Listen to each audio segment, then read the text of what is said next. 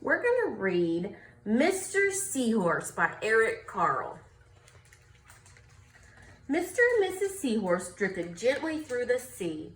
Miss Seahorse began to wiggle and twist this way and that. "It's time for me to lay my eggs," she said. "Can I help?" said Mr. Seahorse. "Oh, yes, thank you," said Miss Seahorse. And she laid her eggs into a pouch on Mr. Seahorse's belly. "I'll take good care of your eggs," said Mr. Seahorse. "I promise." As Mr. Seahorse drifted gently through the sea, he passed right by a group of trumpet fish hidden in a patch of reeds. Can you see the trumpet fish in the patch of reeds? Can you see them now?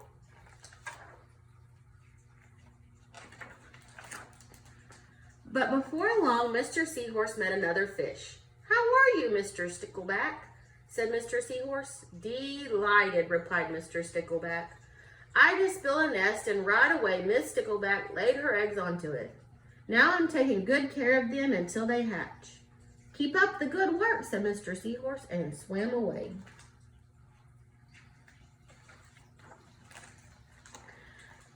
As Mr. Seahorse drifted gently through the sea, he passed right by a lionfish hidden behind a coral reef. Can you see the lionfish in the coral reef? Can you see him now? That's cool. He's a cool looking fish. But before long, Mr. Seahorse met another fish. "How are you, Mr. Tilapia?" said Mr. Seahorse.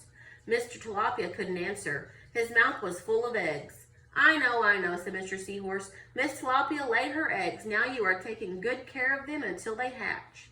Mr. Tilapia nodded his head. "You must be very happy," said Mr. Seahorse, and he swam on his way. As Mr. Seahorse drifted gently through the sea, he passed by several leaf fish hidden among the seaweed. Can you see the leaf fish? Can you see them now?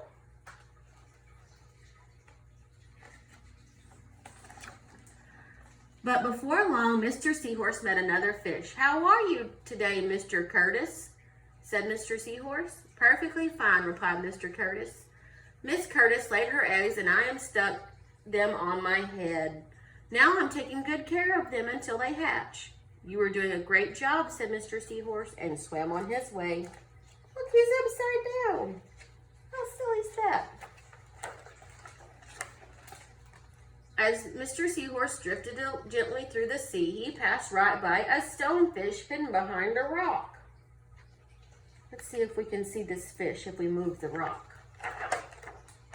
Oh, there he is. He looked just like the rock. But before long, Mr. Seahorse met another fish. "How are you, Mr. Pipe?" said Mr. Seahorse. "Couldn't be better," replied Mr. Pipe. "Miss Pipe laid her eggs along my belly. Now I'm taking good care of them until they hatch." "You should feel proud of yourself," said Mr. Seahorse, and swam on his way.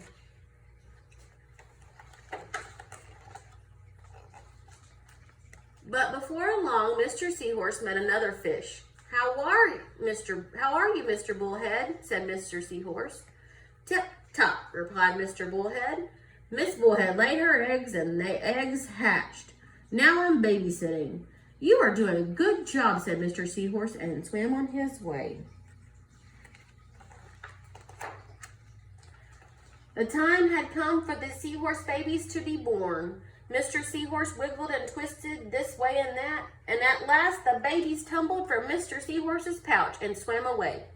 One baby turned around and tried to come back into the pouch. "Oh no," said Mr. Seahorse.